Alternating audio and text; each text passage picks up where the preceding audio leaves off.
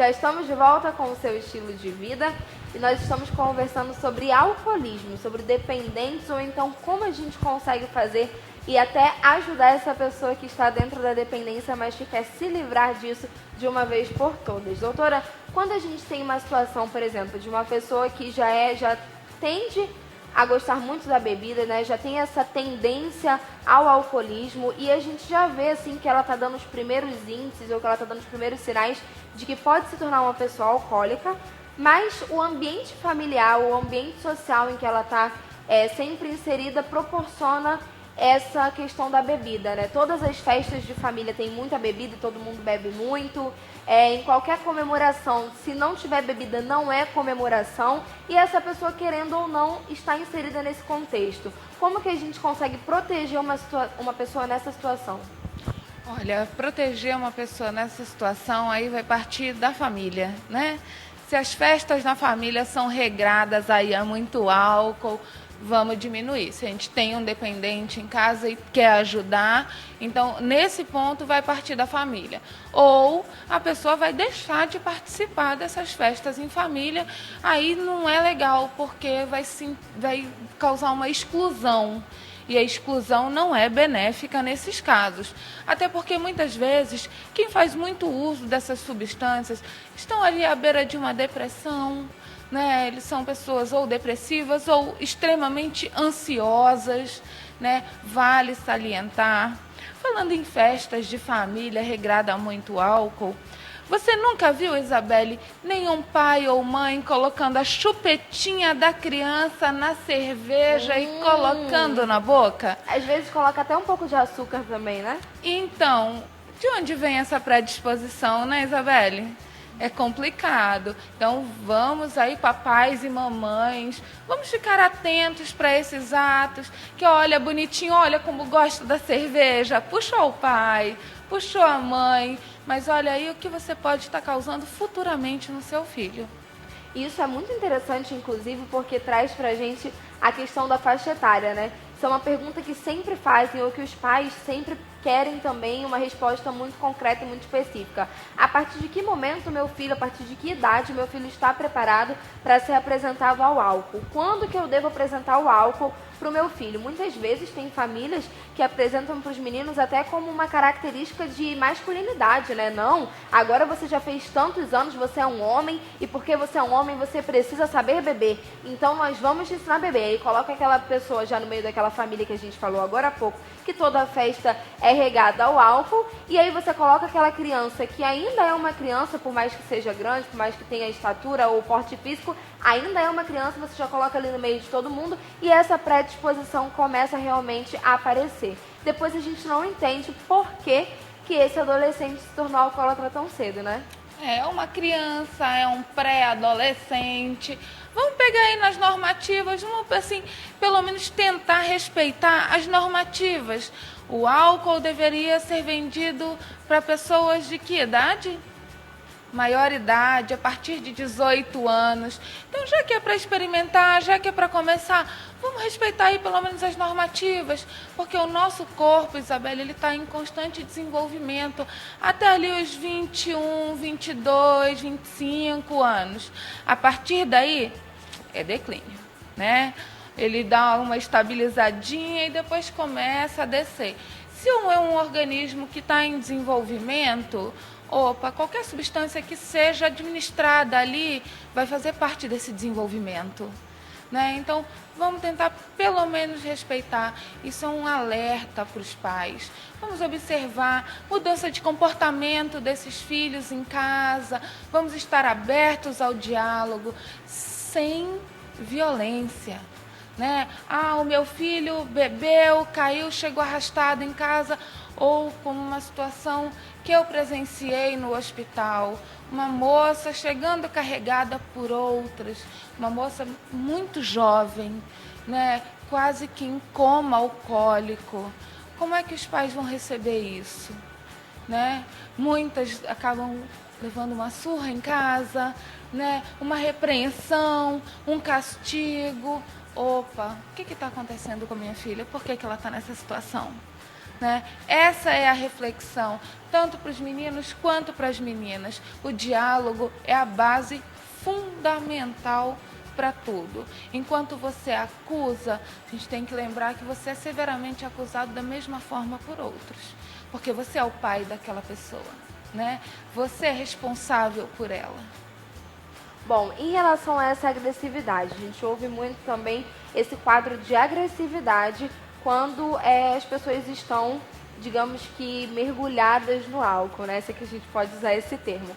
Quando eu chego em casa, vamos supor, vamos criar uma historinha, né? Problematizar a situação, que eu acho que é mais fácil da gente entender. Eu estou, enfim, numa festa, fiquei bêbada, estou muito bêbada, cheguei em casa muito bêbada e aí eu apresento sinais de agressividade. Ou seja, eu estou mais agressiva com você que é minha mãe, porque eu não estou não estou no meu normal, né? Digamos que eu não estou na minha condição normal. E aí eu sou muito agressiva. Como que você, que é minha mãe, pode lidar com essa agressividade? Tem que entender que nesse momento eu não sou eu mesma, ou não tem que entender, tem que fazer a gente realmente cair em si, entender que na realidade o errado somos nós. Como que a gente pode lidar como responsáveis, como a pessoa que está sóbria, com a pessoa que está agressiva por causa da bebida? Então, como você colocou aí, você colocou muito bem, né? A pessoa chega agressiva em casa, sob efeito da substância, aí, de fato, não tem muito o que fazer, né? Não adianta você querer bater boca, você querer conversar, porque não tem muito, como você colocou, ela não está de posse das suas faculdades normais. Partindo desse princípio, como é que você vai conseguir inserir ali alguma coisa para esse indivíduo? É complicado. Esperar, desde que, Isabelle, muito importante, isso não ultrapasse os limites, né? Partiu para a violência doméstica? Opa!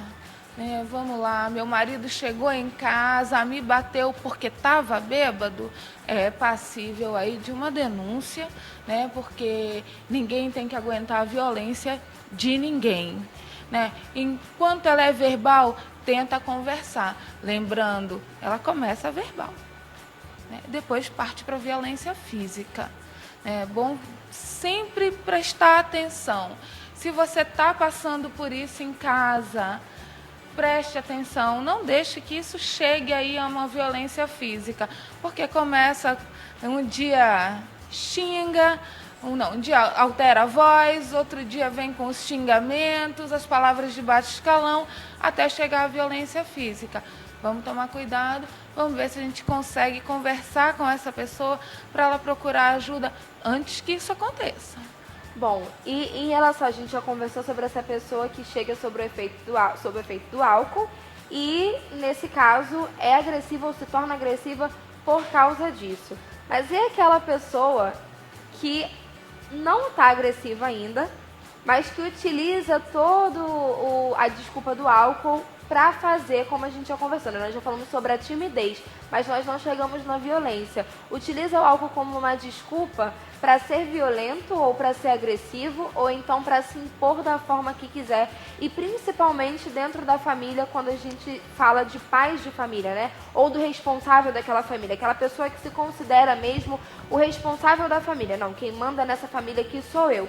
E aí sai, bebe, toma 2 latinhas, alguma coisa do tipo, volta, faz ignorância com todo mundo, nem tá bêbado ainda, mas já utiliza essa desculpa. É porque eu bebi mesmo, vocês sabem que quando eu bebi, eu fico fora de mim, eu não quero ninguém aqui me desobedecendo. Coisas desse tipo, né? Nesse caso, com certeza a gente precisa denunciar. Precisa, porque aí já é uma questão de personalidade, né? Não tem nada a ver com a bebida, como você colocou. É uma escolha, eu estou usando como desculpa. É muito fácil para mim colocar para fora o que eu preciso, falando, eu estou sob efeito da bebida, vocês têm que entender. Não, ninguém tem que entender. E é interessante também isso que você trouxe sobre personalidade, porque então existe uma diferença.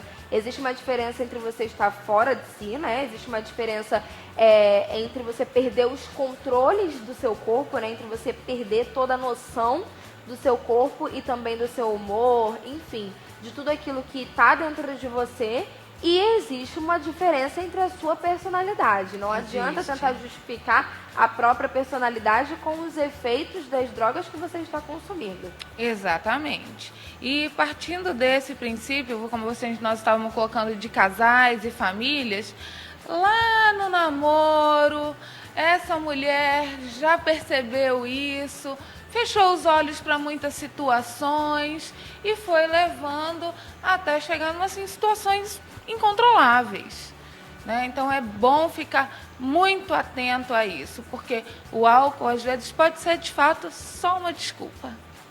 Kátia, só para a gente finalizar, a gente já falou também sobre essa criança que é colocada nesse contexto, né? E a criança para quem o álcool é oferecido. Mas é aquela criança que está sempre observando o pai desde muito cedo, porque desde muito cedo o pai bebe, é alcoólatra, ou então faz mesmo o consumo dessas bebidas. E aí, por causa disso, essa criança está sempre de olho, está sempre em contato com esse tipo de bebida, nunca bebeu e o pai nunca ofereceu. Mas ela sempre teve o pai como exemplo e quis ser como esse pai. Ou como essa mãe também, né? Eu digo pai no sentido de responsáveis e não do pai mesmo homem. E aí, essa criança fica imaginando, fica pensando, fica sonhando com um dia que ele vai conseguir fazer ou conseguir agir da mesma forma que ele vê as pessoas em casa ou no contexto em que ele vive agindo. Isso também é possível? As crianças também podem ter essa tendência por causa do exemplo que viu durante muito tempo ou por causa daquele tipo de pessoa, daquele tipo de ação que ele acompanhou desde muito cedo? Existem duas vertentes, Isabelle. Em se tratando do alcoolismo, de fato, essa criança aí, ela pode negar 100% da bebida e assumir uma postura completamente diferente do pai, no caso, sendo um menino, porque enxerga como negativo, né, e não quer fazer parte disso. Isso também pode acontecer. Na maioria das vezes, eu quero crescer, beber com os meus amigos, tal qual o meu pai faz. Isso é negativo? Vai depender da personalidade dessa criança aí, desse adolescente que está se formando. Porque os pais vão falar, eu não posso tomar um vinho, um copo de cerveja em casa com um amigo porque meu filho não pode ver. Não pode, nem tudo pode ser radical, porque o que é proibido, às vezes também pode ser mais gostoso. É verdade, Kátia, muito obrigada pela sua participação, por nada, por esclarecer todas que agradeço. As nossas dúvidas. Bom, e antes de ir para o intervalo, eu gostaria de mandar um alô pro Ney e para a Gerlândia de Oiapoque. Muito obrigada por vocês estarem acompanhando ao Estilo de Vida e muito obrigada também pela participação de vocês. Continua com a gente, nós vamos para um breve intervalo, mas daqui a pouco a gente está de volta. Não sai daí porque é bem rapidinho.